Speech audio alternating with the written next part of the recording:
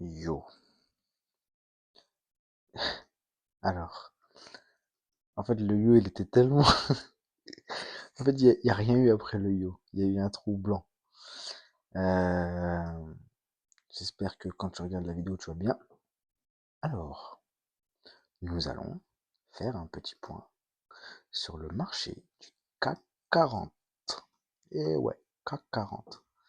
Et oui, parce que je suis aussi les actions, les indices. Je suis partout. J'ai mes analyses partout. Et j'avais envoyé un petit message. J'avais envoyé un petit message dans mon groupe où je disais,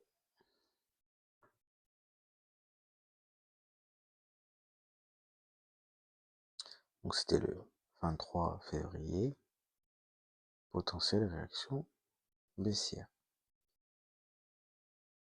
J'avais, what? Qu'est-ce qui s'est passé? Qu'est-ce passe ça? D'accord? Ok. Intéressant. Ok. Donc je peux pas ouvrir le... D'accord. Cool. Bon, en gros, j'avais envoyé cette zone-là. Et donc, ensuite, le prix, il a réagi sur cette zone-là. Et bref, on s'en fout de ça en vrai. Mais ce qu'il faut comprendre, c'est pourquoi il a réagi. Ok? Il y a deux raisons. Il y a une raison macroéconomique et il y a une raison technique. La raison technique, je l'avais capté. L'excuse, c'était la macroéconomique. Il s'est servi de la macroéconomique pour chuter. C'est ça la vision. C'est ça la vision. C'est ça qu'il faut que toi, si tu regardes ma vidéo et que tu as envie d'avoir une vision, tout simplement, moi je veux que tu arrives à ça, à ce niveau-là. Et c'est pas un niveau super élevé, hein. Juste t'associes deux trucs, l'analyse technique et l'analyse fondamentale. Et t'as pas besoin d'être un expert d'analyse fondamentale. T'as pas besoin d'être Elliott. Toi, Elliott, le youtubeur, là, qui était trader institutionnel et tout, là, il est super bon en analyse fondamentale. Lui part dans des recherches trop détaillées. Non. Les choses simples, macroéconomiques. Là, donc, on va parler de enfin, ouais, on va parler de macroéconomique, puis ensuite, on va aller sur la partie technique. La partie technique, je vous assure, il n'y a pas grand-chose. Mais donc, si on explique un peu, enfin, si j'explique un peu, en gros, la principale cause, c'était bah, du coup les tensions en Moyen-Orient, d'accord. Euh, du coup, quand il y a un risque de guerre qui s'étend, bah, les investisseurs ils deviennent prudents, donc ils vendent leurs actions. C'est pour ça que le CAC 40 il a retracé. Et là, on va voir ça sur le CAC 40, mais on peut potentiellement voir ça aussi sur l'US 30. Oh tiens, comme par hasard, Nasdaq. Ah, Nasdaq il tient. C'est un bon lui. Lui, c'est un vaillant, lui. En fait, je les vois, tu sais, je le vois comment lui. Je le vois comme les papas là qui sont durs, là, ils ont de la force, tu sais. Ils lâchent pas. Et je le vois comme ça, le Nasdaq. SP500, SP500, tu vois, il est moins fort que le Nasdaq, tu sais. Il penche un peu, tu vois. Mais bon, bref, revenons sur le CAC 40. Du coup, il a perdu environ 2 à 3%. Ouais. Enfin, on peut regarder, mais...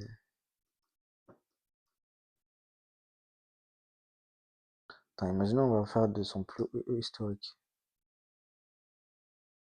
Ah oui, non, mais non, mais non. Non, ça c'était mardi. Là, là, il a perdu presque 7%. Ok. Ok, ok, ok. Donc,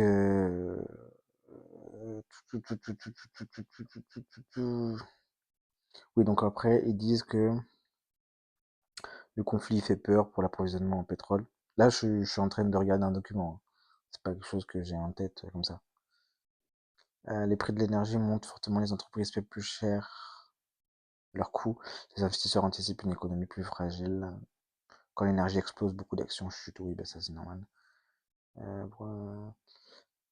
Donc plusieurs poids lourds ont reculé. Luxe, eh oui, très présent dans l'indice. Banque transport. Certaines actions ont perdu 3 à 4% en une séance. Là, si on va regarder les trucs. Regardez, par exemple, le luxe. Et si on va regarder LVMH, vous voyez pareil que lui. Après, lui, ça fait depuis janvier qu'il chute. Mais bon, ça n'a pas aidé. Le poteau, il a pas aidé. Il a pas aidé. Donc, bah forcément, là, on a un marché risk-off. Parce que les investisseurs, ils veulent pas prendre de risques. Le risque, il est off. Alors, ça, c'est un mot technique. Le risque, il est off. Ou le risque, il est on. Risk on. Un marché risk on, les investisseurs, ils prennent du risque. C'est on. Là, c'est off. D'accord? Voilà. Donc, ils vendent leurs actions. Et donc, ils se réfugient vers hop là, vers le refuge qui est l'or. Et qui, l'or, bon, ça, c'est une autre histoire. Mais le poteau, c'est une période de crise et il chute. Mais ça, je l'expliquerai dans une autre vidéo. J'avais anticipé une semaine haussière. Et ben, il faut croire que j'ai eu faux. Parce que l'or, il a fait qu'à sa tête. Mais c'est normal qu'il y ait une aussi grosse réaction. Je m'attendais à une réaction baissière, mais pas autant. Genre là, en fait, il lui manque plus qu'un jour, vendredi, avant de faire une semaine haussière, ce qui est totalement impossible. Donc là, il va clôturer sur une semaine baissière. Mais je pense que la semaine prochaine, tac. Mais bon, c'est pas grave. No problem. Ok? On a quand même réussi à prendre des positions, hein, c'est ça l'importance. Les indices. Hop. Euh, donc voilà un peu les raisons macroéconomiques. C'est bon où il continue à c'est bon où il continue à descendre là. C'est bon où il a descendu depuis. Ah non, c'est parce que j'étais en plus grande unité de temps. Ok, d'accord. Autant pour moi. Autant pour moi. Et donc là, regardez, si il casse ce plus bas, c'est-à-dire que il casse le biais daily, et c'est-à-dire qu'en daily on passe bearish pour le CAC 40. On passe bearish. Hop, cette fibre, il faut que je l'augmente. Voilà. Donc maintenant, on va voir d'un point de vue technique. D'un point de vue technique, c'est simple. Si j'avais une zone d'extension Fibo, ok, extension Fibo que j'ai trouvé comment? Que j'ai trouvé en prenant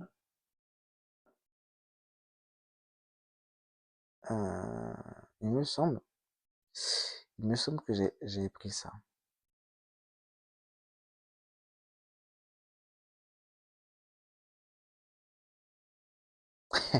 Non, c'était pas lui. Je me disais si c'est là ça fait un 2, c'est chaud. Où est-ce que je l'ai pris? Où est-ce que je l'ai pris? Parce que j'aimerais vous montrer quand même où est-ce que je l'ai pris. C'est mieux quoi. Ah! C'est bon, j'ai. Enfin, je pense. Enfin, je sais pas.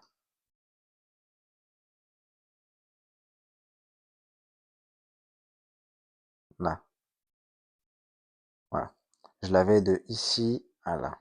Ok? Et je l'ai gardé. Et même si oui, j'ai eu une mèche ici, là, qui est venue de nulle part, ça, enfin, c'est. Je l'ai pas compté. Ok? Je me suis. J'ai gardé ça, là. Cette impulsion et ce retracement. C'est de là que je l'ai pris l'extension Fibo. Hop, là. Puis il a continué. J'ai fait abstraction de ça. Et donc, ce qui m'a donné cette zone ici, pareil, c'est une zone, hein. C'est une zone, c'est une zone. Et donc, le prix, il a réagi ici. Oui. Donc c'est pour ça que je me suis... En fait, même si, comment dire, le prix,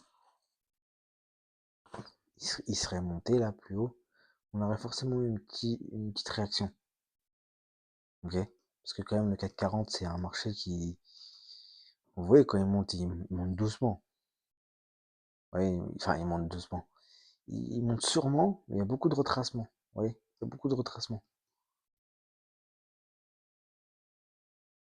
Donc, ici, il fallait qu'il y ait un retracement. Ici, il fallait qu'il y ait un retracement. Là, ici, il y a une liquidité qui ira peut-être chercher. Et puis là, on est en premium. Voilà, on est en premium, donc un marché qui retrace, c'est normal.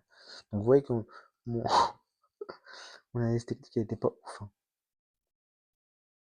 Mais c'est important parce que le CAC 40, c'est quand même, voilà, l'action, l'action de chez nous. Donc, c'est important de savoir aussi comment se comporte l'économie. Et quand on voit ça, bah, on se doute bien que l'économie, elle va mal. Elle va pas bien. Elle va pas bien. Bon, voilà, c'était tout pour le CAC 40. Euh, j'ai rien d'autre à ajouter. Ah bah si, bah la suite. Bah, la suite, dites-vous que, en fait, c'est simple. Il a créé un plus bas ici, un plus haut ici. Le CAC 40, c'est impossible qu'il s'effondre, d'accord? Ok. Il peut pas s'effondrer. Ah, je dis il peut pas, mais ici, il y a quand même une liquidité à aller chercher. Mais bref, c'est quand même stable, ok? C'est costaud. Donc, à la limite, il peut revenir aux 50% ici. Ok, vers ce niveau. Puis ensuite, pourquoi pas, voilà, faire quelque chose comme ça. Il a l'habitude de faire des trucs comme ça, donc pourquoi pas. Mince! Non, mais c'est bon, je vais jamais y arriver là. Bon, là, je laisse comme ça.